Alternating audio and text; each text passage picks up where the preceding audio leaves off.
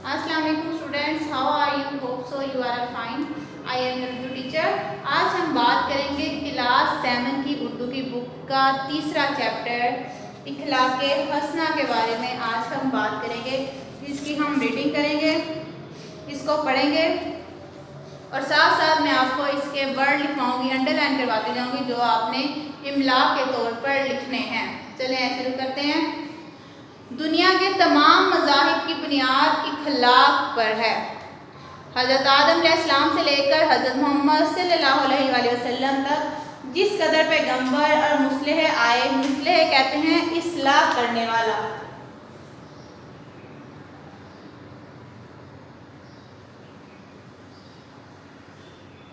इस्लाह करने वाला। सबकी यही तलीम रही कि सच बोलना अच्छा और झूठ बोलना बुरा है, इंसाफ नेकी है और जुल्म बुराई है। हमारे प्यारे नबी हज़रत मोहम्मद सल्लल्लाहु अलैहि वसल्लम की ज़ात अक़दस तो ऐसी है जिनका उस्वा हसना हमारे लिए मुकम्मल नमूना है। कुरान मजीद में इरशाद है, व इन्नका लअला खुलुकिन अज़ीम। तर्जमा, और यकीनन तुम इखलाक के आला मर्तबे पर फाइज हो। आप सल्लल्लाहु अलैहि वसल्लम ने इरशाद फरमाया, मैं तो इसीलिए भेजा गया हूँ कि इखलाक़े हुस्ना की तकमील करो। यानी कि आप सल्लल्लाहु अलैहि वसल्लम ने फरमाया कि इस दुनिया में मैं तो इसीलिए आया हूँ ताकि इखलाक़े हुस्ना यानी कि अच्छे इखलाक को मुकम्मल करूँ। तकमील कहते हैं मुकम्मल करना, तकमील मुकम्मल करना। और इखलाक़े हुस्ना यानी कि अच्छा इखलाक। ठीक हो गया। इसके बाद आगे बढ़ते हैं। नबी करीम सल्लल्लाहु अलैहि वसल्लम ने अपनी बअसत के साथ ही इखलाक की तालीम देनी शुरू कर दी थी। बअसत कहते हैं अपनी रिसालत के साथ ही, रिसालत के साथ ही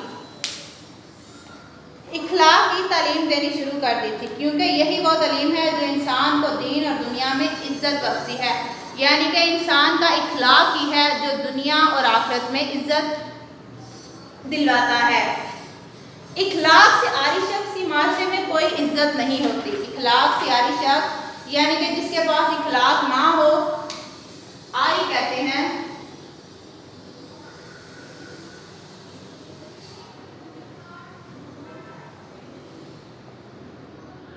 जिसके पास इखलाक ना हो। ठीक हो गया।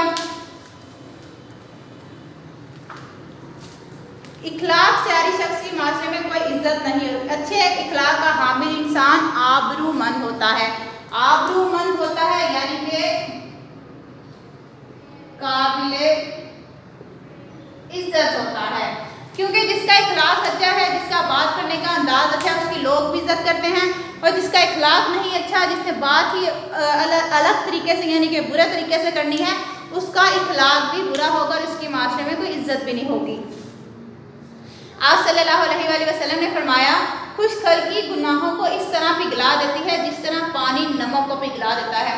यानी कि हमारा जो इखलाक है, हमारा जो अच्छा इखलाक है, वो हमारे गुनाहों को इस तरह झाड़ देता है जिस तरह पानी में अगर नमक डाला जाए तो वो किस तेज़ी के साथ पिघलता है, इस तरह हमारे गुनाह जो हैं वो झड़ते हैं। और बदखलकी इबादत को इस तरह ख़राब कर देती है जिस तरह सिरका शहद को ख़राब कर देता है। बदखलकी यानी कि बुरा इखलाक, यानी कि हमारा जो बुरा इखलाक है वो हमारी इबादत को इस तरह ख़राब कर देता है जिस तरह सिरका जो है उसको अगर शहद में डाला जाए तो शहद खराब हो जाता है। यानी कि हुज़ूर पाक सल्लल्लाहु अलैहि वसल्लम ने ये दो मिसालें बताई। नबी करीम सल्लल्लाहु अलैहि वसल्लम के इखलाक़े हुस्ना का एक रोशन पहलू ये है कि बच्चों पर नहायत शफ़क़त फरमाते थे। आप सल्लल्लाहु अलैहि वसल्लम बच्चों से बहुत प्यार करते थे, बहुत मोहब्बत करते थे, उनके साथ रहम दिली के साथ पेश आते थे। आप सल्लल्लाहु अलैहि वसल्लम का मामूल था कि सफ़र से वापस आते हुए राह में जो बच्चा मिलता इसे अपने साथ सवारी पर बिठा लेते। बच्चों के करीब से गुजरते तो इनको खुद अस्सलाम वालेकुम कहा करते, इनके सरों पर शफ़क़त से हाथ फेरते اور پیار سے انہیں گود میں اٹھا لیتے۔ یعنی کہ آپ صلی اللہ علیہ وآلہ وسلم اگر کسی راہ سے گزر رہے ہوتے، اگر انہیں راستے میں کوئی بچہ ملتا تو آپ اسے اپنی سواری پہ بٹھا لیا کرتے تھے، اور سلام یہ نہیں کرتے تھے کہ چھوٹے ان کو کریں، بلکہ آپ صلی اللہ علیہ وآلہ وسلم بچوں کو خود سلام کر لیا کرتے تھے اور ان کے سروں پر پیار سے ہاتھ پھیرتے تھے اور انہیں گود میں اٹھا لیا کرتے تھے۔ نبی کریم صلی اللہ علیہ وآلہ وسلم نے ایک دفعہ ایک بچے کو دیکھا جو سردی سے کانپ رہا تھا، بدن پر کوئی گرم کپڑا نہیں تھا۔ آپ صلی اللہ علیہ وآلہ وسلم نے اس کا حال پوچھا تو بچے نے کہا، میں یتیم غلام ہوں، میرا آقا کافر ہے۔ آقا کہتے ہیں مالک کو، میرا آقا ذات کافر ہے، وہ مجھ پر بہت ظلم کرتا ہے۔ یہ سن کر آپ صلی اللہ علیہ وآلہ وسلم کے آنسو نکل آئے، اسے تسلی دی اور کپڑا اوڑھنے کو دیا۔ دوسرے دن وہی بچہ بھاری بوجھ اٹھائے ہوئے جا رہا تھا، اس کی گردن دوہری ہو رہی تھی یعنی کہ جھکی ہوئی تھی۔ آپ صلی اللہ علیہ وآلہ وسلم نے اس کا بوجھ اپنے کندھے پر آکر اسے وہاں پہنچا دیا جہاں اس کو جانا تھا۔ نبی کریم صلی اللہ علیہ وآلہ وسلم کا معمول تھا کہ جب کوئی شخص نئی فصل کا پہلا میوہ لے کر آتا تو حاضرین میں سب سے کم سن بچے کو عنایت فرماتے۔ جب کوئی نئی فصل کا نیا پھل لاتا تو آپ صلی اللہ علیہ وآلہ وسلم اگر کوئی مجلس میں بیٹھے ہوتے تو وہاں کوئی کم سن یعنی کہ کم عمر بچہ ہوتا تو آپ صلی اللہ علیہ وآلہ وسلم بڑوں کو چھوڑ کر سب سے پہلے چھوٹے کو دیا کرتے تھے۔ ایک دفعہ آپ صلی اللہ علیہ وآلہ وسلم اپنے پیارے نواسوں حضرت امام حسن اور امام حسین کو پیار کر رہے تھے۔ ایک شخص یہ دیکھ کر بولا کہ میرے 10 بچے ہیں، میں نے انہیں تو کبھی اس طرح پیار نہیں کیا۔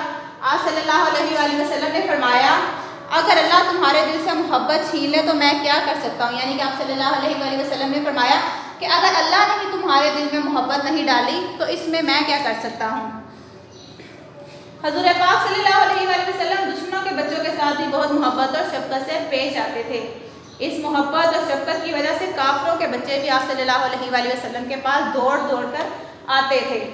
کافروں سے جنگ ہوتی تو حضور اکرم صلی اللہ علیہ وآلہ وسلم صحابہ کو حکم دیتے کہ دیکھو بچوں کو کوئی تکلیف نہ ہو۔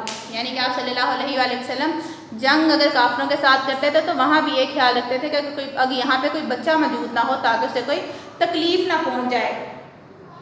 بچے بے گناہ ہوتے ہیں، جو بچوں کو دکھ دیتا ہے اللہ تعالیٰ اس سے ناراض ہوتا ہے۔ یہ تھی رسول کریم صلی اللہ علیہ وآلہ وسلم کی بچوں کے ساتھ شفقت، محبت اور آپ صلی اللہ علیہ وآلہ وسلم کا حسن اخلاق یہ تھا۔ نبی کریم صلی اللہ علیہ وآلہ وسلم بڑوں اور بزرگوں کی تعظیم کا حکم دیتے۔ تعظیم کہتے ہیں عزت کا، تعظیم یعنی کہ عزت کا حکم دیتے تھے۔ یہی وہ عمل ہے جس سے انسان کے صحیح اخلاق کا پتہ چلتا ہے۔ آپ صلی اللہ علیہ وآلہ وسلم نے فرمایا، بندے کو اپنے رب کی طرف سے جو کچھ ملا ہے اس میں حسن اخلاق کا عطیہ سب سے بڑھ کر ہے۔ عطیہ کہتے ہیں تحفہ، عطیہ تحفہ یعنی کہ انسان کو خدا تعالیٰ نے جو کچھ بھی دیا ہے اس میں بہترین تحفہ جو ہے وہ اس کا اخلاق ہے، اچھا اخلاق۔ فتح مکہ کے بعد حضرت ابو بکر صدیق رضی اللہ تعالیٰ عنہ اپنے ضعیف والد کو، ضعیف کہتے ہیں بوڑھے والد کو، جن کی بینائی خاصی کمزور ہو چکی تھی، بینائی یعنی کہ دیکھنے کی صلاحیت ان کی نظر جو تھی وہ کافی کمزور ہو چکی تھی، نبی کریم صلی اللہ علیہ وآلہ وسلم کی خدمت میں قبول اسلام کے لیے آئے۔ یعنی کہ حضرت ابو بکر صدیق اپنے بوڑھے باپ کو، جن کی نظر بھی کمزور تھی، حضور پاک صلی اللہ علیہ وآلہ وسلم کی خدمت میں لائے تاکہ وہ اسلام قبول کر لیں۔ نبی کریم صلی اللہ علیہ وآلہ وسلم نے فرمایا، تم نے بوڑھے باپ کو کیوں تکلیف دی ہے، میں خود ان کے پاس چلا آتا۔ یعنی کہ آپ صلی اللہ علیہ وآلہ وسلم بڑوں کی اتنی عزت کیا کرتے تھے۔ ایک بار نبی کریم صلی اللہ علیہ وآلہ وسلم کی رضائی والدہ، رضائی کہتے ہیں جس نے دودھ پلایا ہو، رضائی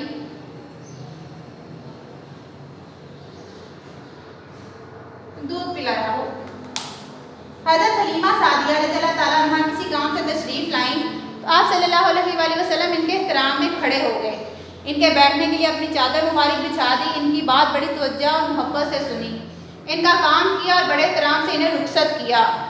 جو لوگ اپنے بزرگوں کا احترام نہیں کرتے، معاشرہ انہیں عزت کی نظر سے نہیں دیکھتا۔